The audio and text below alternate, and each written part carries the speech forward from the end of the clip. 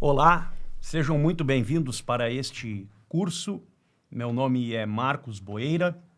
É uma enorme satisfação ministrar este curso aqui na Tutora. É um prazer sempre presente para mim, pessoalmente, tratar de um autor tão gigantesco e tão importante para a civilização ocidental, que é o Dante Alighieri. Este curso tem como objetivo um passeio mais amplo sobre a poética de Dante, a sua importância, as influências que a sua obra poética e literária obteve no contexto do medievo e de que modo a produção literária de Dante Alighieri merece uma análise que não, digamos, cinge-se apenas aos aspectos formais, da métrica e do estudo da forma na poética dantesca, mas que também abre-se para uma reflexão filosófica no que tange ao horizonte da própria obra. Em outras palavras, como se é possível fazer uma leitura da obra do Dante a partir de premissas que não são apenas literárias, senão também elas filosóficas. O nosso objetivo, por claro, é, neste curso, o de começarmos com uma abordagem um tanto mais, digamos, ao modo incipit, ou seja, ao modo de introdução, justamente para ver o contexto do autor, e depois de vencida esta primeira etapa, adentrar na produção literária desde um ponto de vista cronológico, procurando mostrar como o pensamento de Dante, a forma poética e a filosofia que subjaz a sua obra apresentam diferentes modos de ancorar a sua mesma obra perante aspectos mais universais. Aqui nós poderíamos levantar uma série de perguntas do tipo: qual é a base filosófica que subjaz a obra de Dante? Quais são as influências de Aristóteles, Tomás, Alberto e Bernardo sobre a obra de Dante? Qual é a base escolástica a partir da qual esta produção filosófica e literária atravessou a civilização do Ocidente?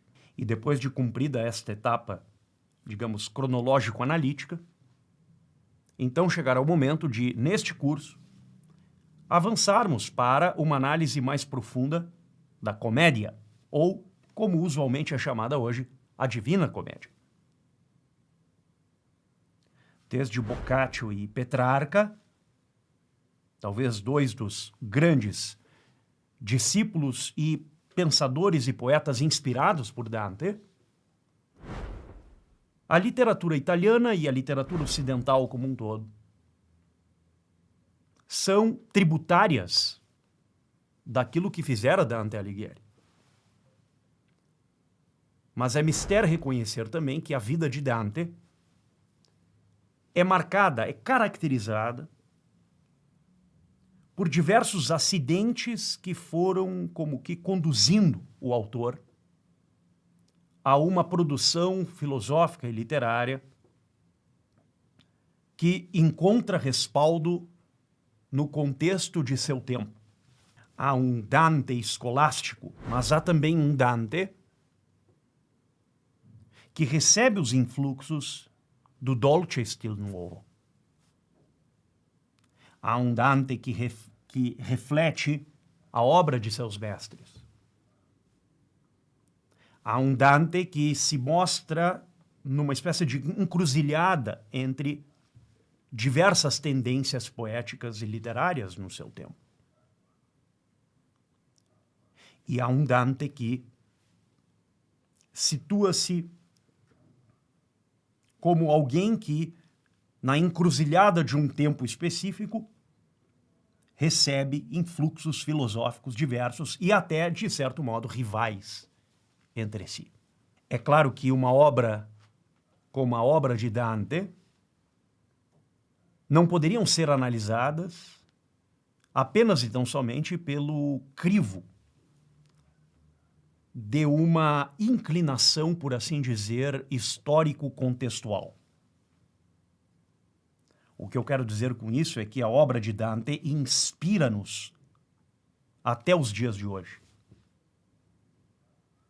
Somos todos pessoas, seres humanos em pleno século XXI, ainda tributários da poética e da literatura dantesca. E porque o somos, também é justo e adequado que façamos uma análise do Dante partindo da sua produção, partindo da sua sapienza, para então pervadirmos analiticamente o tempo presente, procurando entender o que temos hoje com os olhos do passado, procurando encontrar no farol, que é Dante Alighieri, rachos de luz, elementos que iluminam e lançam sobre o nosso tempo um certo mecanismo de nitidez, uma produção cultural notável e atemporal nesse sentido, que nos permite refletir os problemas e dilemas do nosso tempo à luz dos ensinamentos do passado. Pois este é o objeto deste curso e é isso que pretendemos fazer. E não há outro modo de fazê-lo senão, desde já, começarmos com o tempo em que Dante encontra-se. Dante é um fiorentino típico. Alguém que viveu intensamente a vida social e política do seu tempo. Durante di Alighieri, detto Dante, chamado Dante, alguém que vinha de uma família não nobre, mas abastada o suficiente para lhe fornecer uma educação e a capacidade de manter, ao longo da sua vida, uma vida inteiramente dedicada aos estudos e, não menos, à vida política e social. Dante foi um membro ativo do partido dos Guelfos. Lembremos que em Firenze, neste tempo, nós temos dois partidos, duas facções. De um lado, os Guelfos, partidários da Igreja e identificados com o papado, e de outro lado, os Gibelinos, uma facção muito próxima do Sacro Império Romano Germânico, uma facção próxima dos imperadores. E ao longo das cidades italianas, dos principados italianos, nós percebemos nesta fase, e aqui nós já estamos na segunda metade do século XIII, em direção à primeira metade do século XIV, este é o período no qual está Dante, nós percebemos que em algumas cidades há um predomínio dos guelfos, em outras cidades há um predomínio dos gibelinos. E Firenze, a Fiorenza, é uma cidade dominada pelos guelfos. Mas vejam que se os gibelinos constituem-se como um partido em prol do Sacro Império, em prol dos imperadores, e os guelfos são partidários do papado, partidários da Igreja Católica, é importante ter ciência de que, mesmo entre os guelfos, subsistiam grandes divisões. E entre eles existia uma grande divisão em especial, que era a chamada divisão entre os Guelfi Neri e Guelfi Bianchi. Os Guelfi Neri, muito próximos do papado e defensores, vejam que coisa isso, de uma tese que não era muito usual no período, mas era fortemente arguída por essa ala dos guelfos, a chamada doutrina da supremacia da autoridade espiritual sobre o poder temporal dos príncipes e monarcas. De modo que os Neri defendiam que o Papa era não apenas a autoridade espiritual da Igreja, como também o chefe do poder absoluto no âmbito temporal, na jurisdição das coisas civis. Como se o Papa fosse um monarca absoluto. E contra esta tese, situavam-se os Guelfi Bianchi. Os Bianchi, embora defendessem a autoridade espiritual do Papa, divergiam da tese de que o Papa teria autoridade espiritual, autoridade temporal sobre os assuntos civis.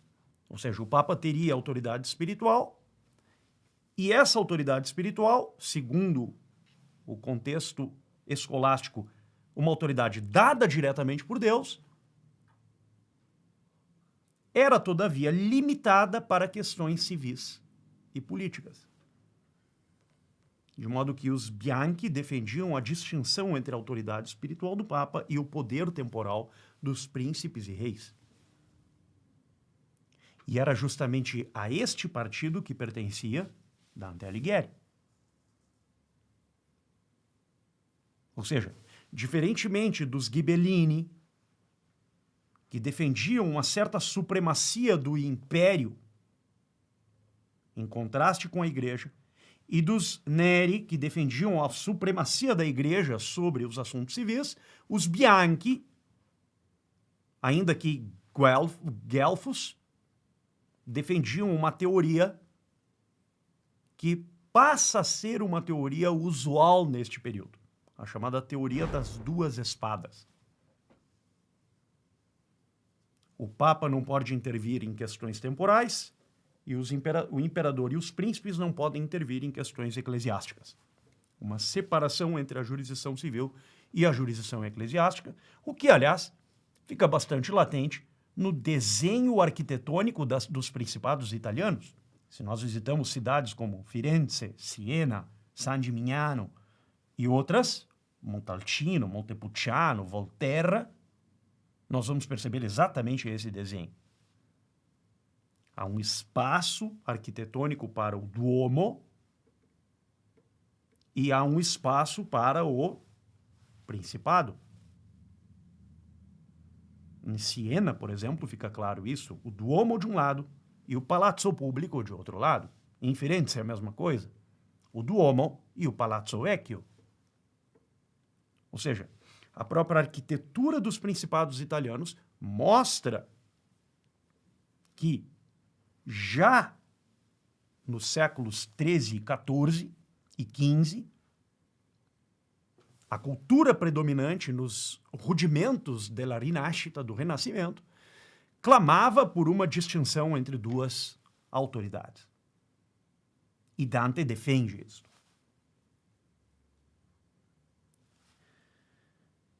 Dante viveu momentos muito difíceis em razão deste posicionamento. Assim como os ghibellinos venceram em Siena, os guelfos de caráter Neri, neste caso, a facção mais radical pró-papal, venceram em Firenze. E Dante vê-se numa situação muito difícil. E essa situação difícil se dava porque o Papa Bonifácio VIII, então Papa da época, queria ter o controle e o domínio absoluto de Firenze. E para tal, convoca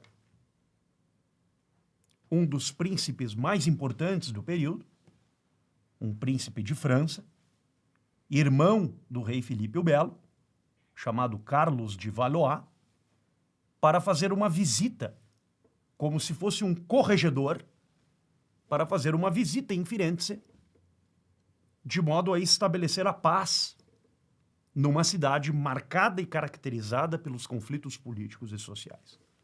O Papa Bonifácio faz essa solicitação para que Carlos Valois, ao seu nome, como seu representante, visitasse Firenze nessa condição. Dante e uma comitiva de Guelfi Bianchi vão a Roma e solicitam uma reunião com o Papa Bonifácio VIII. No mesmo momento em que isso acontece, as tropas dos Guelfi Neri, lideradas por Carlos Valois, a pedido do Papa Bonifácio VIII, invadem e tomam Firenze, perseguindo todos os Bianchi, despojando-os de suas posses e propriedades e matando boa parte deles. Dante vê-se numa situação muito difícil. E interpreta aquele ato do Papa Bonifácio VIII como uma traição. Não a si apenas, mas a cidade de Firenze. Essa comitiva é motivada porque os fiorentinos haviam feito àquela altura uma constituição, um modelo que procuraria, através de um documento, celebrar o pacto social e a paz na cidade de Florença, no Principado de Firenze. Perante essa situação, Dante não vê outra alternativa senão o exílio. E Dante percorreu muitos lugares da Itália. Refugia-se em Verona, depois passa uma temporada em Roma e termina sua trajetória em Ravenna, onde morre. E, para não deixar a situação no vazio, Dante, inclusive, ao longo da vida, escreve uma obra para mostrar a chamada doutrina escolástica das duas espadas, a chamada obra de monarquia. Tudo isso para dizer que Dante teve uma vida política intensa. Uma vida política intensa numa Firenze marcada por conflitos. E como membro de um partido político, de uma facção política muito forte e muito preemente, Dante assiste também um evento posterior no qual os gibelinos, algumas décadas mais tarde, tomam novamente o poder em Firenze numa invasão que, partindo do rio Siena, devasta Firenze e faz com que os gibelinos, afinal de contas, acabem por dominar a cidade, expulsando os Guelfi Neri.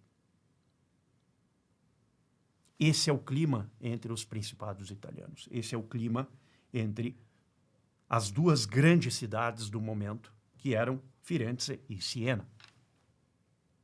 Cidades que guardam rivalidades até os dias de hoje. Por que que tudo isso tem relevância para nós? Tudo isso tem relevância para nós porque Firenze sempre foi uma espécie de representação da República Platônica no imaginário dantesco. No sentido de que a beleza, o sublime e a inefabilidade estética da Firenze de outrora, ou seja, dos séculos, das décadas que precederam a vida de Dante na cidade, representam um ideal que foi perdido. Um ideal que foi sendo apagado e destruído para dar lugar a uma nova Firenze, na qual a avareza, a corrupção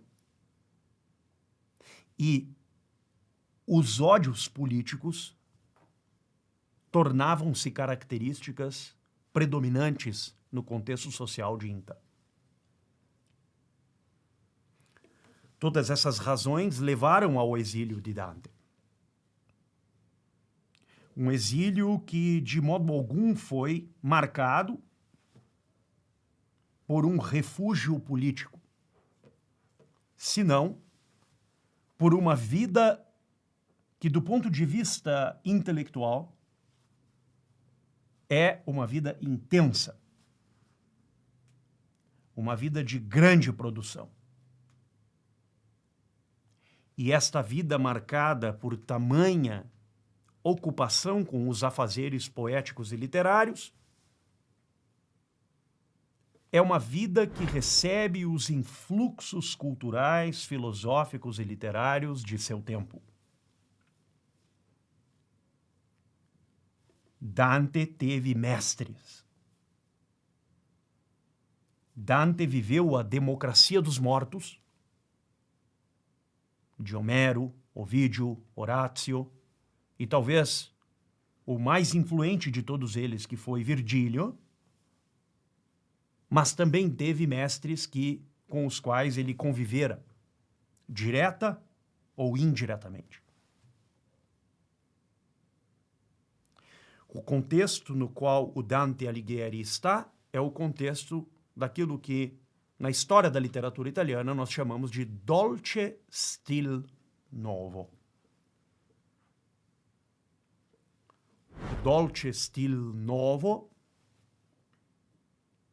pode ser visto como um movimento literário típico do Duecento e do Trecento italianos, isto é, típico dos anos de 1200 e 1300, séculos 13 e 14, portanto, e que aparece como uma reação à teologia escolástica predominante deste período. Vejam que nós temos uma espécie de epicentro na cultura de então, que é marcada pela doutrina católica e por uma filosofia ancorada na teologia.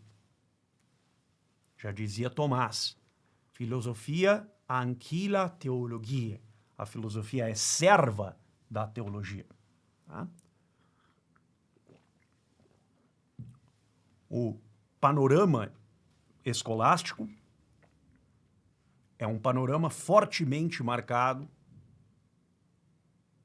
pela exegese fidedigna e literal à doutrina do magistério da Igreja Católica.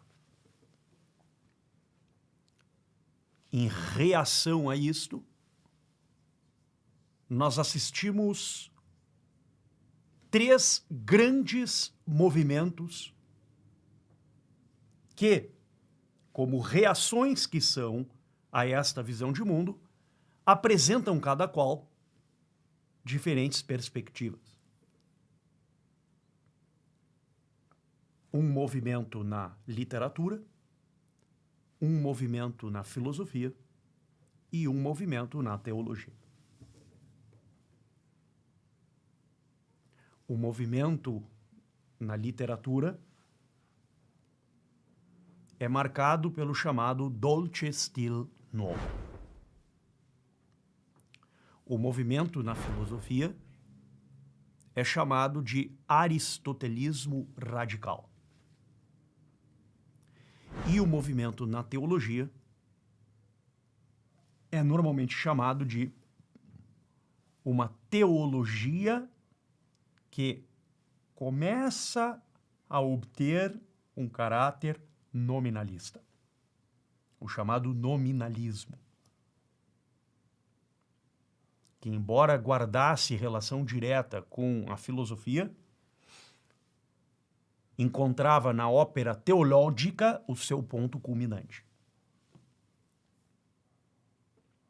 Aonde está Dante Alighieri aí dentro? E o que são exatamente esses movimentos? A nossa tarefa, portanto, neste momento é a de, primeiro, situar o Dante nesta encruzilhada de diferentes correntes e matrizes culturais, onde está o Dante aqui dentro e o que são essas influências. De modo bastante direto, nós podemos dizer que Dante é